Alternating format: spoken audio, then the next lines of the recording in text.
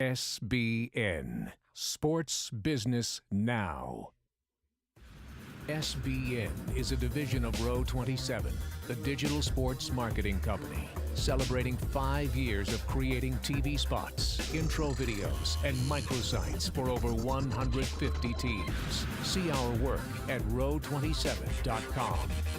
And by FanMaker, digital marketing tools for sports teams, featuring FanMaker Rewards, the most comprehensive and popular fan loyalty and reward system. Learn more about our apps at fanmaker.com. SBN Live. Hey everybody, and welcome to SBN Live. I'm Holly Koski, and SBN Live talks about all of the latest news from the sports business world of the week. And I have my fellow comrades, Jason Cole and Max Huber, today with me. How's it going? Good, how are you? Good. Jason? Doing great. Welcome back to the office. Had a little stay in Wyoming. Some time out in Wyoming. It was a good time. Good stuff. Well, got a lot done. We're glad you're back. And you avoided a lot of the rain, so that's nice too. Yeah, Minneapolis was just sad I wasn't here. I guess so. But we're off to a good start. Some awesome small talk. Yeah, I know. But I was, going to transition to the. We're saving the good stuff for later. To now, actually. Yes. Well, okay, there you go. Big news of the week, though. I mentioned this briefly on Sports Marketing Now on Tuesday. Microsoft and the NFL unveil a 5-year, $400 million partnership, making Microsoft the official sideline technology of the NFL. Basically, it includes sideline rights to have coaches use Surface tablets instead of playbooks, and play calling and photo viewing, a series of category designations, including, official sideline technology. They'll have their name on the hood of, the video replay. And then it's also going to do a lot of integration for the fan at home. So it'll have, kind of where you can have data of your fantasy football team up on your Xbox, which is owned by Microsoft, while you're watching the game. So kind of pretty revolutionary in terms of having a major tech sponsor in with the NFL. And you kind of see with this video here, Commissioner Goodell with Microsoft talking a little bit about the partnership. But yeah, so it incorporates game day experience and TV viewing for the fan.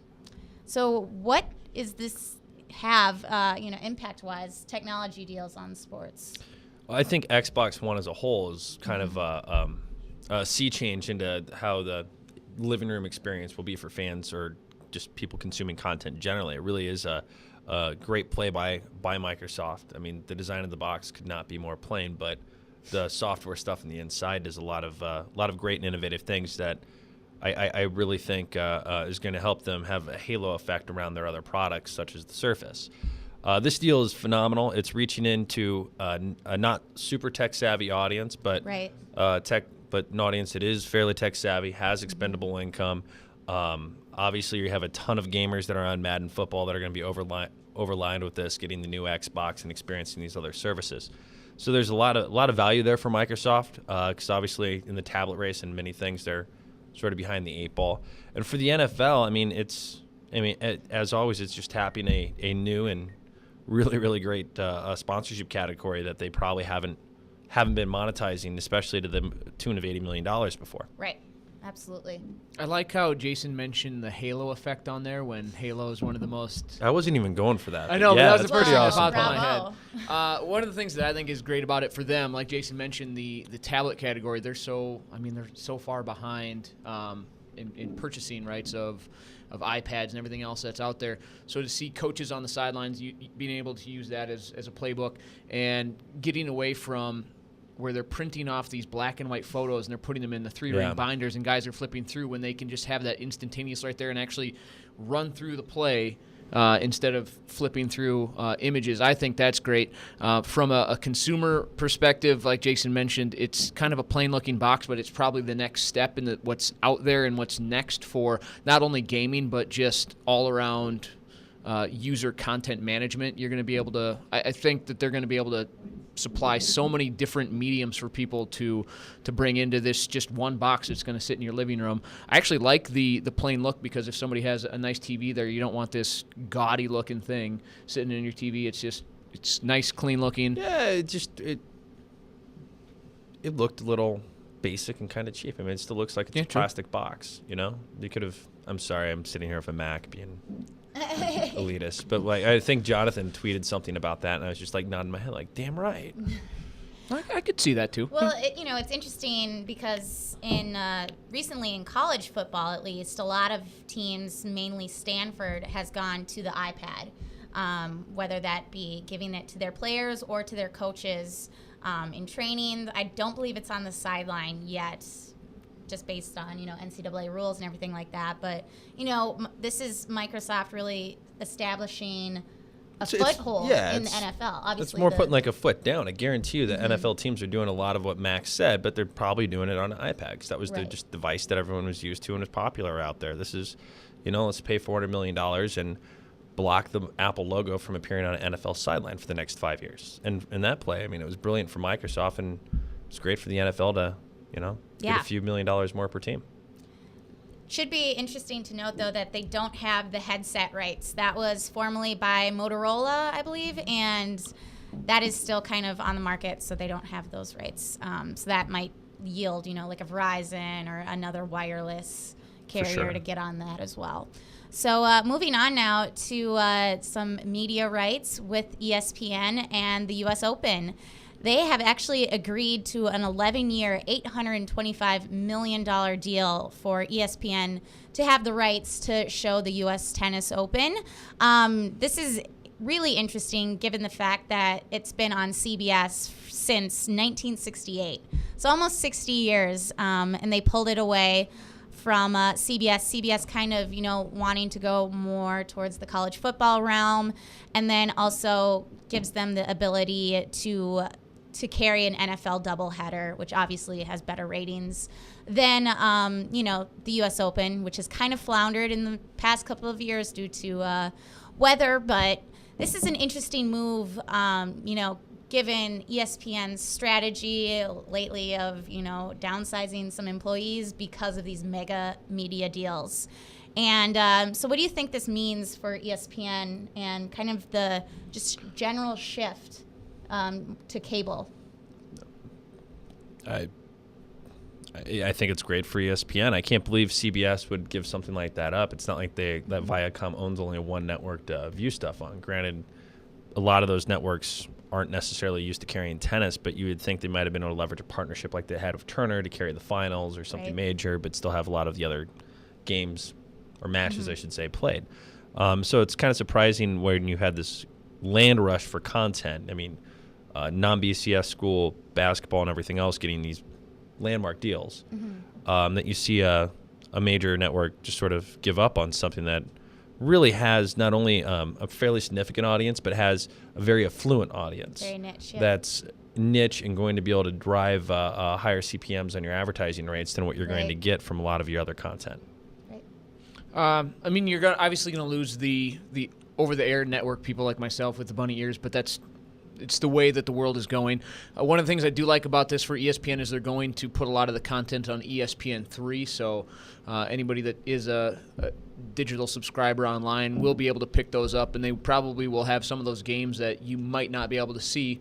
Perhaps John Eisner is playing on a Court 14 and you want to watch it, where that one might not be on TV. Hopefully in the article, if you look at it, hopefully they don't run into too many scheduling issues with the college football season. But why would the USTA walk away from money like this when it's guaranteed to them?